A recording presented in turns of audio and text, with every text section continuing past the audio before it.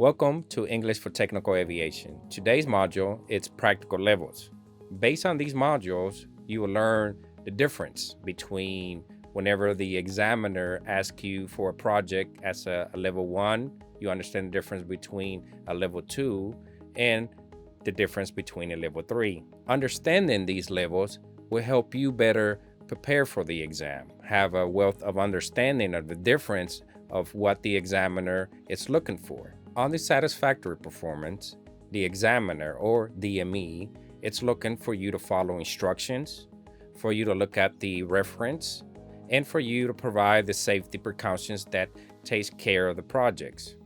Unsatisfactory performance, it's where instructions are not followed. The DME will stop the exam due to safety precautions. And as I go through these levels, further on, I will be explaining more in detail. Now, the FAA practical exam is probably one of the most difficult FAA exams to prepare for, only because the large amount of material that must be learned. For this reason, test preparation with English for Technical Aviation plays an important role in your ability to successfully pass the exams.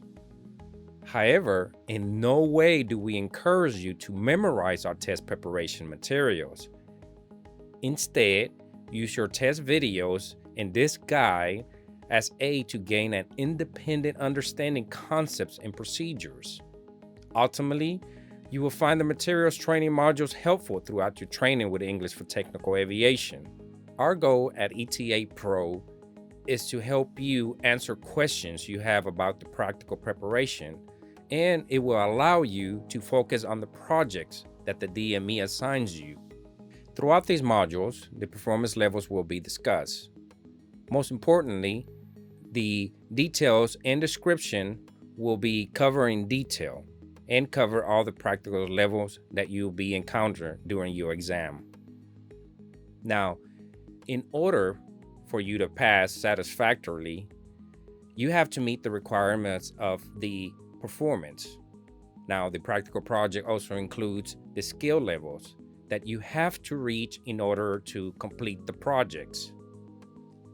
The practical test is passed if you demonstrate the proficiency level assigned by the DME in the element subjects area required standard.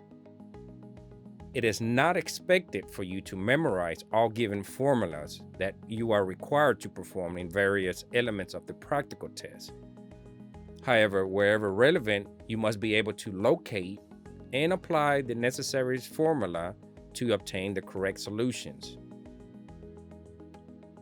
Unsatisfactory performance will be evaluated based of you not meeting the standards of any of the elements, either knowledge, core, competency, or the skills elements.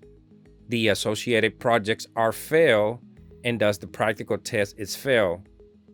Now, you do have the option to discontinue the testing at any time after the failure of any subjects areas.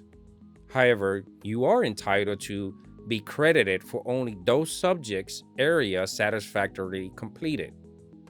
So based on these two standards, on the satisfactory performance and unsatisfactory performance, it is where English for Technical Aviation will direct you and guide you. We will look at following the procedures, understanding the procedures, not only following the procedures, but also whenever the DME is examining you, then you are to be performing the task in a safely manner. So going forward, we'll go to the next slide and we will look at the different skills levels that you are required to have. So project levels that are required for level 1 are accomplished by you showing or explaining the basic principles without using any skills or manipulative skills. Now, level 1, which you know the basic facts and principles. Next is able to find information and follow directions and written instructions. Locate methods, procedures, instructions, and reference materials. Interpretation of information, it's not required. No skills demonstration is required for this level 1. Level 1 is just looking at informations For example, demonstrate, identify, locate, determine, and just basic information of navigating through the manual. You will be provided with all the reference materials.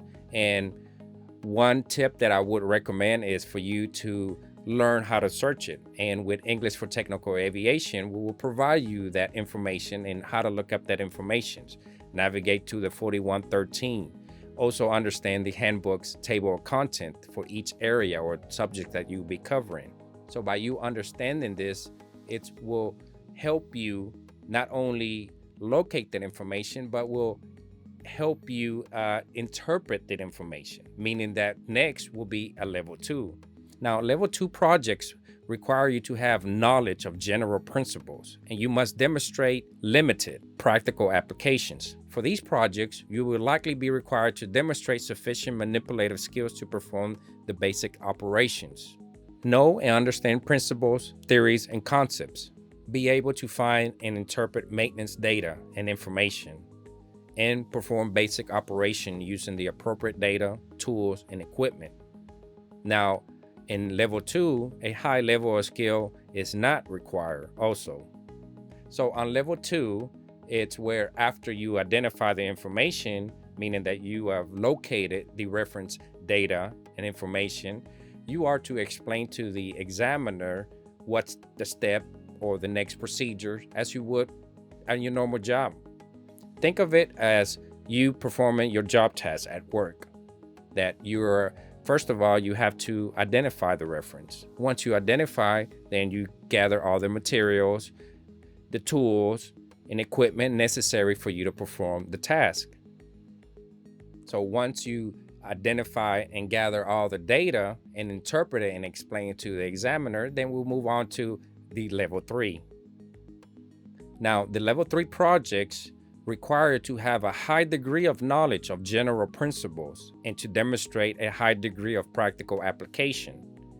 Now, to complete the level 3 project satisfactorily, you are required to demonstrate the ability to complete the project to simulate a return to service.